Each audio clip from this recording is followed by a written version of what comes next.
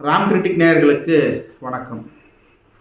இன்றைக்கு நம்ம பதிவு என்னன்னா, கங்குவா திரைப்படம் எப்படி இருந்தது, ஏன் சங்கிகள் கங்குவா திரைப்படத்தை எதிர்க்கிறாங்க, அதை பார்த்து கதறாங்க, அப்போ உண்மையிலேயே அந்த படம் நல்லா இல்லையா? சரி, அப்போ படத்தை பார்த்தா அந்த படத்தில் யார் பண்ண தப்பு, அந்த படத்தில் கதையே இல்லை அப்படின்னு நிறைய பேர் சொல்கிறாங்க. கதையே நிஜமாவே இல்லையா? ஒரு கலைஞனுக்கு கதையை சூஸ் பண்ண தெரியலையா? ஜெய்பீம் மாதிரி ஒரு அருமையான கதையை சூஸ் பண்ண கலைஞனுக்கு கங்குவா திரைப்படத்தில் கதையே இல்லையா? இது நம்மளுக்கே நம்ம கேட்டுக்கிற கேள்வி தான். இந்த கேள்வி, இந்த ஆர்வத்தோடைய உள்ளவாங்க. நான் பொதுவாக திரை விமர்சனம், இந்த பட விமர்சனம் செய்கிறதில்ல. உங்களுக்கு இந்த விமர்சனம் பிடிச்சிருந்தா கமெண்ட்டில் சொல்லுங்கள். அடுத்தடுத்த விமர்சனங்களை நான் வைக்கிறேன். என் உயிரினும் மேலான அன்பு உடன்பிறப்புகளே, தமிழ் சினிமாவில் நடிகன் அப்படின்னா ஒரு 2-3 பேர் தான் சொல்ல முடியும். எல்லாரும் நடிகன் ஆக முடியாது. எல்லாரும் எல்லா கெட்டப்புலையுமே அந்த கேரக்டருக்கு தகுந்த மாதிரி மாறிலாம் நடிக்க முடியாது. ஒரே முகபாவனை வச்சுக்கிட்டு மொத்த கரியரையும் ஓட்டுற நடிகர்களாக இருக்கிறார். ஆனால் இவர் அப்படி கிடையாது. இவர் ஒவ்வொரு படத்துக்கும் தன்னுடைய முக பாவனைகளையே மாற்றுவார். அவன் தான் நடிகன்.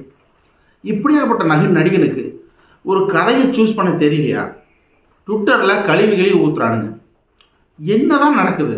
சரி, அதை விட்டுட்டு யூடியூப்பில் சேனல்களில் பார்த்தாலும் எல்லாம் ரிவ்யூ பண்ணுறவங்க எல்லாரும் அப்படி சொல்கிறாங்க. சரி, அப்போ என்ன இருக்குது? ஒருத்தர் 2 பேர் ரசனையோடு பார்த்தா அந்த படம் நல்லா இருக்கு அப்படின்னு சொல்கிறாங்க. சரி, போய் பார்ப்போமே அப்படின்னு பார்த்தா, இந்த படத்தோட டைரக்டர் பேர் சிறுத்தை சிவா. ஞாபகம். அதே மாதிரி ராக் ஸ்டார் தேவி ஸ்ரீ பிரசாத் அப்படின்னு இந்த படத்தோட மியூசிக் டைரக்டரோட பேர் டைட்டிலில் போடுறாங்க. இதையும் ஞாபகம் வச்சுக்கோங்க. படத்தோட ஸ்டார்டிங்கில் ஒரு பையனை கடத்துகிற மாதிரி காட்டுறாங்க. அந்த பையனை வச்சு ஏதோ ரிசர்ச் பண்ணுற மாதிரி காட்டுறாங்க. அந்த பையன் அவன்கிட்ட தப்பிச்சு வரான். வந்தவன் ரன்னிங்கில் போயிட்டுருக்கிற ட்ரெயினில் ஏறுறான். எப்படி ஏறுறான்னு தெரியல. சரி, படம் நீங்கள் ஏற்றுக்க தான் ஏணும். அந்த பையன் சூர்யா கையில் மாட்டுறான். எந்த சூர்யா? கங்குவா சூர்யா இல்லை, சாதாரண சூர்யா கையில் மாட்டுறான். அதுக்கப்புறம் 2024 சூர்யாவுக்கும் பழங்கால சூர்யா கங்குவாக்கும் 2 பேர்த்துக்கும் மாறி மாறி மாறி மாறி ஃப்ளாஷ்பேக் வரும். ஃப்ளாஷ்பேக்கில் ஓடுற சூர்யா இருக்கார்ல, கங்குவா சூர்யா, அவருடைய நடிப்பு சொல்லிக்கவே முடியாதுங்க. நீங்கள் படத்தை மொத்தமாக படமே உங்களுக்கு பிடிக்கலனாலும் பரவாயில்ல, சூர்யாவுடைய முகபாவனை, சூர்யாவுடைய ஆக்டிங்கை மட்டும் பார்க்கணும் அப்படின்னு போகிறவங்களுக்கு உண்மையிலே இது ஒரு சரியான விருந்து. படம் ராஜாக்கள் காலம், மன்னர்கள் காலம் படம் மொத்தமாகவே வாராக இருக்கும், போராகவே இருக்கும் அப்படின்ற போதெல்லாம், மொத்தமாகவே போராகவே இருக்கும் அப்படின்ற படத்துல எல்லாம் பார்த்தீங்கன்னா நிறைய ஜுவல்ஸு கிரீடம் போட்டுக்கிட்டு அப்படி தான் நம்ம பார்த்துருக்கோம். இந்த அப்போகலிப்டோ அப்படின்னு ஒரு படம் பார்த்தோம்ல, அதில் எப்படி அந்த காஸ்டியூம்ஸ் எல்லாம் இருக்குல்ல, அந்த காஸ்டியூம்ஸுக்கு இணையான காஸ்டியூம்ஸ் இந்த படத்தில். அதில் மொத்தமே ஒரு காஸ்டியூம் பார்த்தீங்கன்னா ஒரு 20 to 25 பேர் தான் இருப்பாங்க அப்போகலிப்டோவில். அது முக்கியமான காஸ்டியூமில். இதில் நிறைய காஸ்டியூம்ஸ், நிறைய செலவு, நிறைய பேக்ரவுண்டு பட்டாசு கிளப்பிருக்கிறாங்க. என்னது? சீனரிஸ். நிறைய தீவுகளில் போய் எடுத்திருப்பாங்க போல. எல்லாமே அருமை. அப்போ படம் நல்லா இல்லைன்னு நீங்களும் சொன்னீங்க, அப்போ அருமைங்கிறீங்க அப்படின்னா எது நல்லா இல்லை எது நல்லா இருக்குது அப்படின்னு பிரித்து சொல்ல தான் நாங்கள் வந்திருக்கிறோம். சூர்யாவுடைய டாப் டு பாட்டம் அவருடைய கேரக்டரை அவர் வாங்கின காசை விட பல மடங்கு சேர்த்தே நடித்து கொடுத்துட்டு போயிட்டார். அவருடைய நடிப்புக்கு ஈடு இணையே கிடையாது இந்த படத்தில் மொத்தமாகவே. எந்த சூர்யாவை? கங்குவா சூர்யாவை சொல்கிறேன். ப்ரெசண்டில் இருக்கிற சூர்யா படத்தில் அவருக்கு இன்னும் கொஞ்சம் எழுதியிருக்கணும். அவருக்கான வசனங்களும் அவருக்கான தேவை நிறைய இருந்துச்சு. ஒரு நடிகைகிட்ட வேலை வாங்குறது தான் டைரக்டரோட வேலை. ஒரு நடிகனை எப்படியெல்லாம் பயன்படுத்தணும்னு டைரக்டர் தான் யோசிக்கணும், நடிகை யோசிக்க மாட்டார். நடிகை நீ என்ன சொல்கிறியோ, நீ வைக்கிற ஃப்ரேமுக்கு தான் நடிகை நிற்பார். அப்போது உனக்கு யூஸ் பண்ண தெரியல அப்படிங்கிறது தான் இந்த படம் சொல்லுது. முதல்ல அந்த அந்த ஹீரோயின் ஒரு ரோல் வருது. தெண்டத்துக்கு ஞானவேல் ராஜா காசு நிறைய வச்சிருக்கிறாரு, அவர்கிட்ட இருக்கிற காசை பிடுங்கி குப்பையில் போடணும் அப்படிங்கிறதுக்கு அந்த தெண்டத்துக்கு அந்த ஹீரோயினை போட்டுக்கிறீங்க. கடைசி வரைக்கும் அந்த ஹீரோயின் எதுக்குன்னே தெரியும். சொதப்பல். அந்த ஹீரோயின் கேரக்டர் தேவையில்லாத கேரக்டர். ஏன்னா அந்த ஹீரோயின் கேரக்டருக்கு அங்கே வேலையே இல்லை. பாடல்கள் அப்பா, தமிழ்நாட்டில் யார் யார் படம் பார்த்தாங்களோ எல்லாத்தையும் கொன்றுச்சு. என்ன பாட்டு! இது வரைக்கும் நாங்கள் இந்த மாதிரி ஒரு பாட்டை பார்த்ததே இல்லை. ஆச்சரியப்படுறேன்னு நினைக்காதீங்க, அவ்வளோ கேவலமான பாடல்கள். ஒரு வரலாற்று சிறப்புமிக்க படம் மாதிரி, ஆன்சியன் படம் மாதிரி எடுக்கிறீங்க. அப்போது உங்களுடைய எழுத்தில் அந்த வலிமை தெரியணும், பாடல்களில் அதனுடைய உச்சரிப்புகளும் பாடலும் தெளிவு தெரியணும். எதுக்கு எடுத்தாலும் பேஸ் நோட்டு, லவ் சீனுக்கும் பேஸ் நோட்டு போட்டு குப்பி எடுக்கிறாரு ராக் ஸ்டார் தேவிஸ்ரீ பிரசாத். பட்டமெல்லாம் நீங்கள் யார் யாரோ வச்சுக்கிறாங்க, இவங்களே இவங்களை வச்சுப்பாங்களான்னு தெரியல. உட்கார முடியல தியேட்டருக்குள்ள, கதையை என்னான்னு கவர் பண்ண முடியல. பேக்ரவுண்ட் ஸ்கோரிங் கொல்லுது ஆட்களை, உட்கார முடியல. தெளிவான படம், நல்ல கதை கரு இருக்குது, கதையை ஒழுங்காக சொல்ல தெரியாத டைரக்டர். அந்த ஒரு சிறந்த கதையை இசையமைச்சே கொல்லுவேன், என்னால் முடியும்னு சாதிச்சு காட்டின மியூசிக் டைரக்டர். அவ்வளோதாங்க கங்குவா படம். 5 நாடு அப்படின்னு சொல்கிறாங்க. 5 நாடு. இதில் 2 நாடு மட்டும்தான் போட்டி போடுது, சண்டை பண்ணுது, எல்லாம் பண்ணுது. மீதி 3 தேவையே இல்லை. அந்த கதைக்கு அது தேவையே இல்லாதது, யூஸ்ஃபுல்லே கிடையாது. அப்புறம் எதுக்கு அந்த 5? கதையோட கருவிலேயே பிரச்சனை. 2 நாடு அப்படின்னு வச்சு இந்த 2 நாட்டுக்குள்ள போர் அப்படின்னு வச்சிருந்தாவே படம் நல்லா போயிருக்கும். 2வது சென்டிமெண்ட் படத்தில் இருக்கணும். சென்டிமெண்ட் இல்லாத படம் தமிழ்நாட்டில் ஓடுமா அப்படின்னா அது கஷ்டம்தான். இது ஒன்றும் ஹாலிவுட் படம் இல்லை. ஆனால் இவங்க வச்ச சென்டிமெண்ட் இருக்குது பாருங்க, மன்னிக்கவே முடியாத சென்டிமெண்ட். எதிரி நாட்டிலிருந்து வந்து தன்னுடைய தாய் நாட்டை அழிக்க நினைக்கிற ஒரு குழந்தை, வருங்கால இளவரசன் வருங்கால அரசனை கொல்ல நினைக்கிற ஒரு குழந்தை, அந்த குழந்தைய சூர்யா காப்பாற்றுறாராம். இதுக்கு பதிலாக நிஜமாவே அது அவருடைய குழந்தை மாதிரியும், அந்த மாதிரி கதையை வேற மாதிரி ஒரு வடிவத்தில் கொண்டு போயிருக்கலாம். இந்த கரு நல்லா இருக்குது, கதை அமைத்த விதம், கதையை கடத்தின விதம், கனெக்டிவிட்டி இல்லை. எதிர்காலத்துக்கும் இந்த காலத்துக்கும் சுத்தமாகவே கனெக்டிவிட்டி இல்லை. நீங்கள் வந்து ஃப்ரேம் பை ஃப்ரேம் அங்கேக்கும் இங்கேக்கும் ஜம்ப் ஆகுது.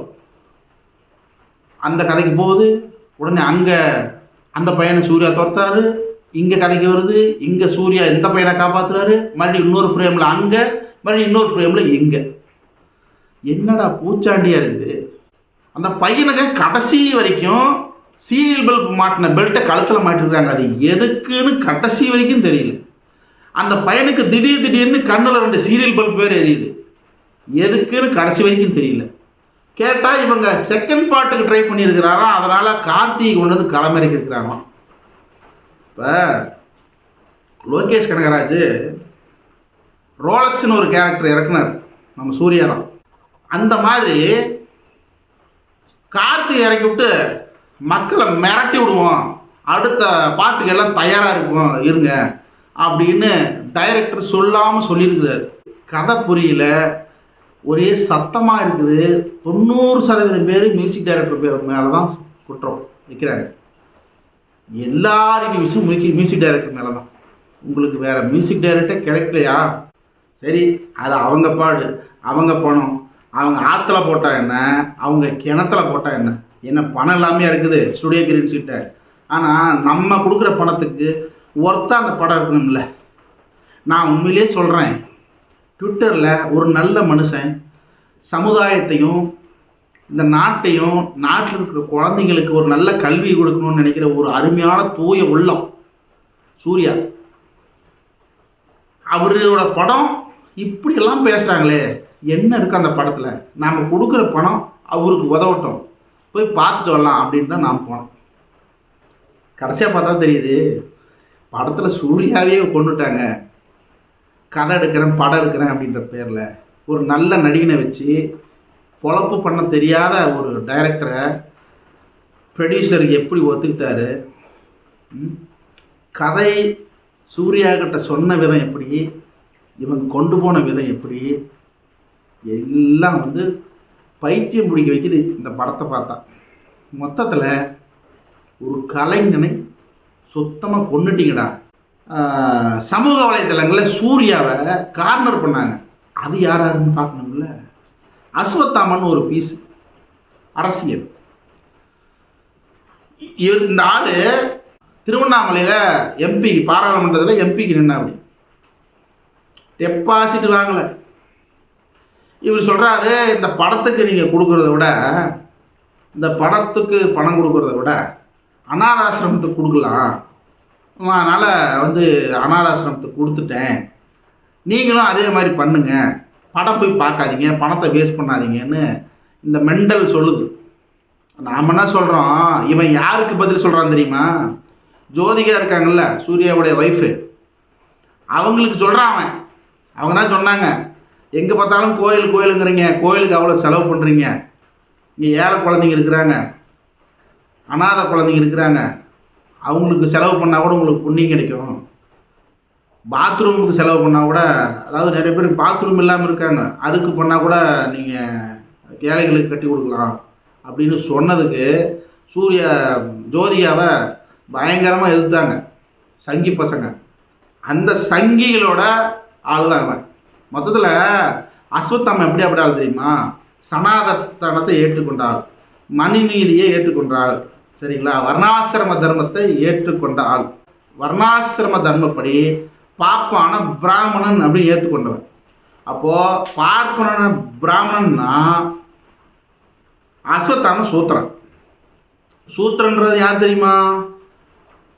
பாப்பானுக்கு வப்பாட்டி மகன், அவன் தான் சூத்திரன். இதுதான் உண்மை. அப்போது யார் யாரெல்லாம் பாப்பான பிராமணன் ஏற்றுக்கிறாங்களோ அவங்க எல்லாம் சூத்திரர்கள்.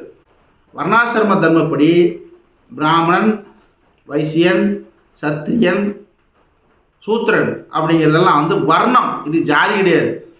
நீ இதில் எந்த வர்ணத்தை ஏற்றுனாலும் உனக்கு கீழே இருக்கிற மக்களோ உனக்கு மேலே இருக்கிற மக்களையோ நீ அந்த மாதிரி பாவிக்கிற அப்படின்னு அர்த்தம். அதுதான் அஸ்வத்தாமன்.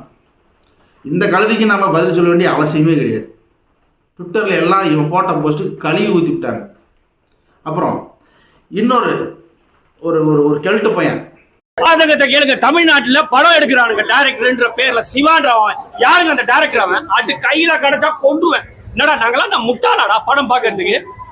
ரத்தெல்லாம் கொதிக்குது. 2 படம் பார்த்தோம் போன தீபாவளிக்கு, அது படம்டா. படமாடா எடுக்கிறீங்க?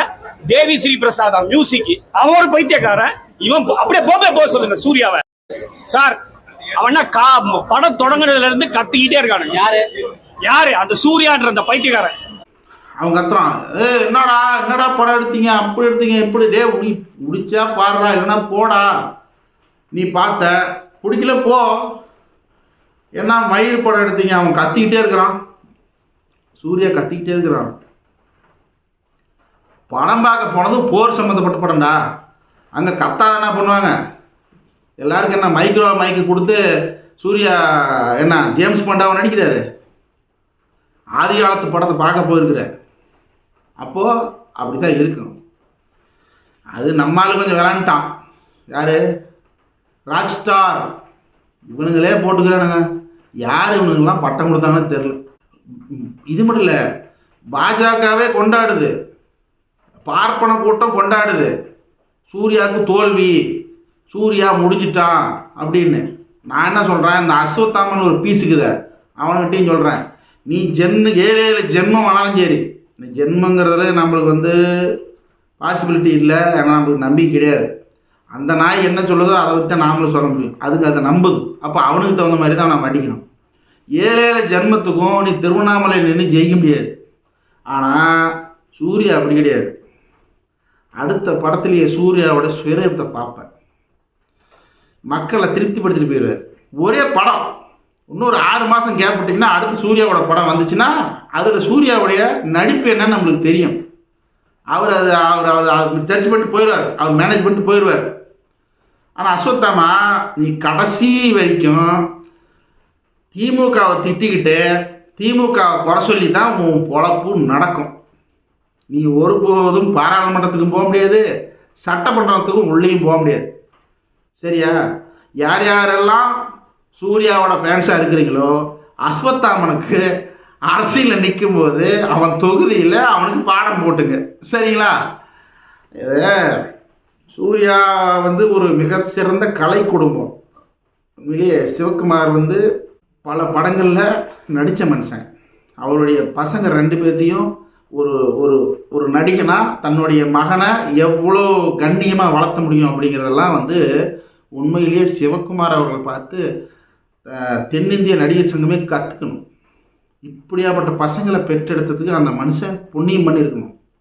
அந்த மனுஷனுக்கு அவருடைய வளர்ப்பு, தாய் தந்தையுடைய வளைப்பு, இந்த 2 பசங்களும் பிரமாதமான பசங்க அப்படின்னு பேர் எடுத்து கொடுத்தவங்க. எந்த ஒரு அப்பளுக்கு இல்லாத ஆளுங்க. அஸ்வத்தாமன் மாதிரி கலீஜு கிடையாது. மொத்தத்தில் கங்குவா திரைப்படம் சூர்யாவுடைய நடிப்பு அபாரம். மிரட்டி இருக்கிறார் சூர்யா. ஆனால் சொதப்பல் என்னமோ கங்குவாவின் இசையமைப்பாளரும் தயாரிப்பாளரும் டைரக்டரும் தான். ஏன்னா தயாரிப்பாளர் ஞானவேலை ஏன் இதில் சேர்த்துறோம் அப்படின்னா, இப்படி ஒரு திறமை வாய்ந்த டைரக்டருக்கு நீங்கள் பணம் கொடுத்தீங்கல்ல படம் எடுங்கன்னு, அது தவிர இப்படி ஒரு அருமையான மியூசிக் டைரக்டர் நீங்கள் உள்ளே கொண்டு வந்தீங்கல்ல, அது தவறு. ஏன்னா இவங்க 2 பேரால் தான் நாங்கள் கொடுத்த காசுக்கு ஒர்த்தில் அது போச்சு. மற்றபடி சூர்யா நடிப்பு டாப்பு. அடுத்து ஒரு நல்ல பதிவுடன் சந்திக்கிறேன். நன்றி, வணக்கம்.